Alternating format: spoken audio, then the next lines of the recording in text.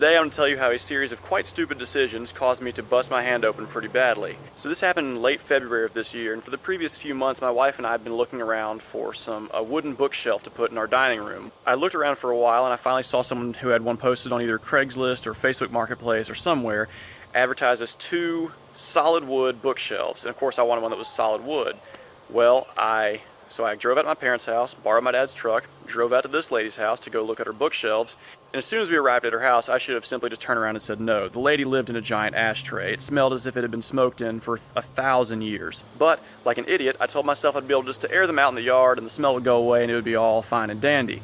So I carried these things out of her house, put them in the back of the truck, and here's where I noticed my second mistake. The bookshelves were not made out of solid wood. The entire side of them was made out of press board, but I didn't notice this till I looked at the bottom because the veneer was pretty convincing and they felt pretty heavy. Again, I should have right then unloaded them, said no thank you, I don't want these, they're not as advertised, you can take them back, not interested. But I convinced myself, because I'd already loaded them up, I'd done all the work anyway, they felt pretty sturdy, so I was like, you know what, okay fine, I'll take these, I'll take them home and they'll be fine. Well, I got them home and unloaded them, put them in my house, and I noticed that now my house smelled like an ashtray. The whole thing. It was amazing. It was unbelievable that these 2 wooden pieces of furniture could hold on to that much cigarette smoke. But of course, if I was a smart person, I would have known this. As I checked the weather to see if it was going to rain tomorrow, and they said there's a 5% chance of rain all day the next day. So I said, okay, cool. I'll put them out of the yard, I'll open the cabinets up, I'll air them out, and the smell will be gone. So with the Weather Channel convincing me, I put them in my yard. Now I had to go back to the hospital at 5:30 the next morning, and my wife had to go at about 6:30. So we were gone, and both of us worked about a 12-hour shift that day. So of course, I'm in a patient's room at about 8 a.m., and I look out the window and happen to notice that it is a freaking monsoon outside. It was a torrential downpour when they said it was going to be a 5% chance of rain. And of course it rained all day long, and my bookshelves, being made out of particle board, were completely ruined. So when I got home, I realized that all the pressboard pieces were completely not salvageable. They were swollen, they were misshapen, it was over.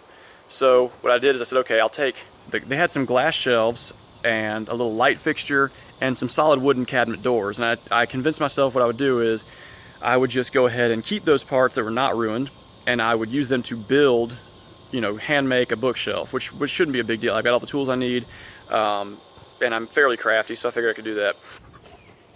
So I eventually found some time to go to Home Depot, get all the pieces I needed, and I managed to build a pretty good looking bookshelf. The last thing I needed to do was buy a little hole saw so I can install my little light fixture at the top.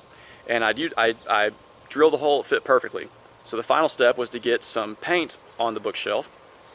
And when I painted the bookshelf, apparently that decreased the size, the inside diameter of the hole I drilled just enough to where the little light fixture would not fit inside. And I've got my light fixture here. You can see it's just like shaped like a little top hat, kind of sits down in the hole you drill, and then and really that's it. But when I went to go put the light fixture inside now, it didn't fit in. It went in a little bit and got stuck. So I figured, oh great, well the paint, the paint's not going to be that obstructive. I'll just kind of take a hammer and tap it in there a little bit. And this was the final mistake. This is what ruined me. So I took the hammer and I tried gently tapping it in there, and it wouldn't really budge. So I took the hammer and I put a 2x4 between the hammer and the light fixture, and I really smacked it in there. It went a little further in, just enough to where now it was very badly stuck. So I grabbed the light fixture and tried to back it out, and it was hopelessly stuck. So then I braced my foot against the bookshelf. I grabbed it as tight as I could, and I pulled as hard as I could. And the light fixture definitely came out of the bookshelf, but it came out fast and forcefully enough to where the little rim here, the very sharp, thin little rim, slammed right into my knuckle and sliced my hand wide open. It was just that little thin rim right there is what went all the way in. Yep, and I think that's still a little bit of dried blood on it too. When I yanked it out, it made a loud bang, and my wife was out there with me. She said, "Oh, what's wrong?" I was like, we need to go to the hospital. I need stitches." She thought I was playing around at first, and then realized I was profusely bleeding from my hand. Anyway, I went inside, put some compression on it, and then eventually the bleeding slowed down. So luckily I really didn't sever anything too important. I still had full range of motion, full sensation of my hand, and the bleeding was not that bad. So I didn't really sever any tendons or any arteries or nerves. And luckily I was able to call one of my classmates. He was able to come put some stitches in my hand. I think it required 7 or 8 stitches, one of which was a deeper fascial stitch, and the rest were all just on the skin.